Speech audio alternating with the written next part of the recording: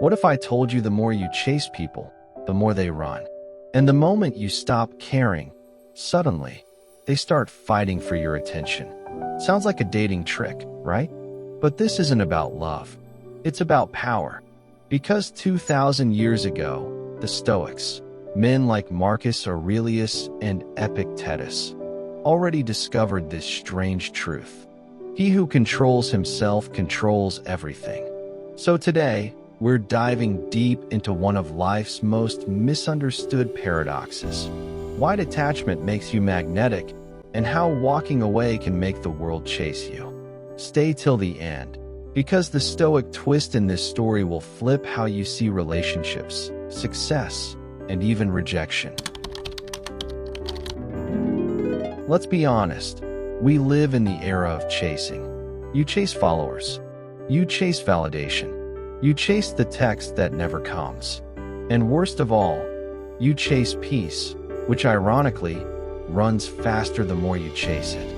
You double text someone, and suddenly, they're busy. You beg for respect at work, and your boss suddenly grows a power complex. It's like life is running on an algorithm called ignore the desperate.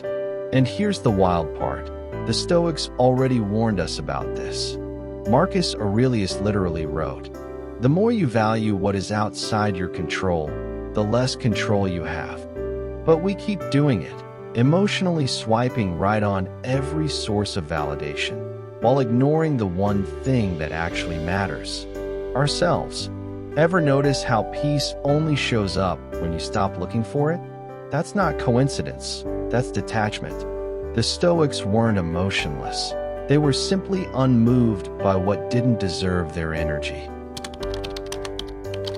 Picture this: Rome, a crowded courtyard. Epictetus, once a slave, is being mocked by his master. The master twists his leg just to humiliate him in front of others. Epictetus calmly says, "If you continue, you'll break it." The man laughs and twists harder. Snap. Epictetus doesn't scream. He just looks up and says, "I told you it would break." That's not arrogance. That's detachment. He refused to give the man what he wanted, a reaction. And in that silence, he gained power. Because here's the first Stoic secret: whoever controls your emotions controls you. And when you stop reacting, they lose their grip. Think about the last time someone tried to provoke you. Maybe online, maybe in person. You wanted to clap back, right? But imagine if you didn't. Imagine they throw fire, and you just don't burn. That's the Stoic flex: silence as a superpower. Fast forward 2,000 years. You're not in a Roman courtyard. You're in a modern dating app. You send a message. They leave you on read. So you text again, then again. And what happens? They disappear faster than your self-respect. But when you stop texting, suddenly they're like, "Hey, haven't heard from you in a while." It's annoying. It's confusing. But it's predictable. Because energy follows attention. And attention given too freely loses value. Seneca once said, "To be everywhere is to be nowhere." The Stoic translation: if you're always available, you're invisible. The truth is, people don't value what they don't have to earn. When you stop chasing, you stop teaching others that your presence is cheap. You become rare, and rarity commands respect. Ask yourself, when was the last time you pulled your energy back? That's when you'll notice who truly values you, and who only loved your attention. Now, imagine being the most powerful man in the world, the Roman emperor, and still being calm when people insult you. That was Marcus Aurelius. His advisors once told him about a senator gossiping behind his back. Marcus just shrugged and said, "He did not lash my character, only his own tongue." Think about that. You're the emperor. You could end a man's career with a snap, yet you choose silence. That's the Stoic flex most people miss. Real power isn't loud. It's quiet confidence. It's not proving your worth. It's knowing your worth. And in today's world, everyone's shouting. On social media, in arguments, in relationships, everyone wants the last word. But Marcus teaches us something radical. You don't win by speaking louder. You win by needing less noise. Picture this scenario. You're at work, and your colleague takes credit for your idea. Your blood boils. You're ready to expose them in front of everyone. But then, you remember Marcus. You take a breath, smile, and say, "Great idea, glad it's being noticed." Now your boss is confused. Your colleague feels small. And you? You've just demonstrated emotional mastery. See, detachment doesn't mean apathy. It means strength. It means you decide when to respond, not your emotions. The Stoics weren't cold, they were clear. They believed emotions were messages, not commands. Take someone like Daniel, a driven entrepreneur who lost everything, his business, his friends, even his relationship. But instead of spiraling, he disappeared for 6 months.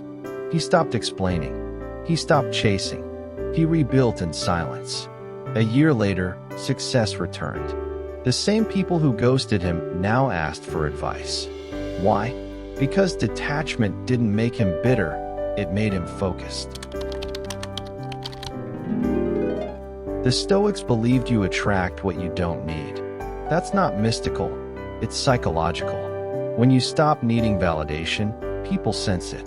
When you stop begging for love, you become more lovable. When you stop chasing success, it starts chasing you. Because detachment isn't running away, it's standing still while everything else moves. Epictetus said, "Seek not for events to happen as you wish, but wish them to happen as they do." That's the ultimate flex, alignment with reality. When you walk away from what doesn't respect you, the world notices. And ironically, that's when they start begging for your attention.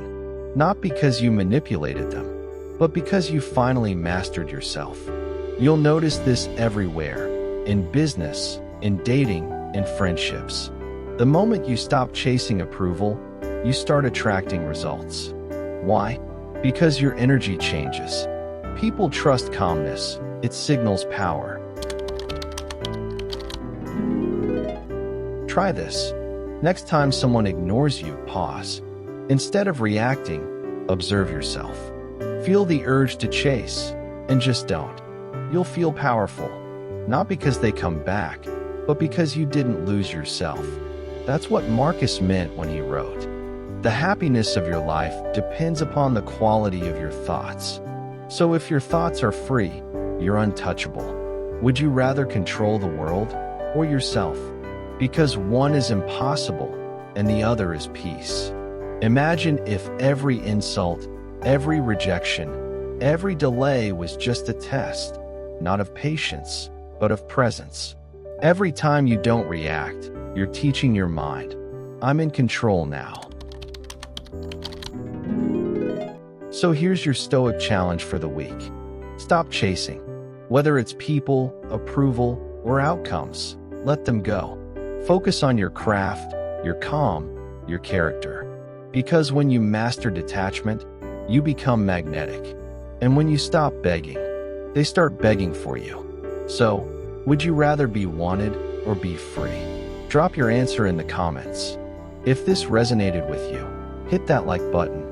And make sure to subscribe, because next, we're diving into why the Stoics believed rejection is a blessing. Trust me, you'll never see heartbreak the same way again.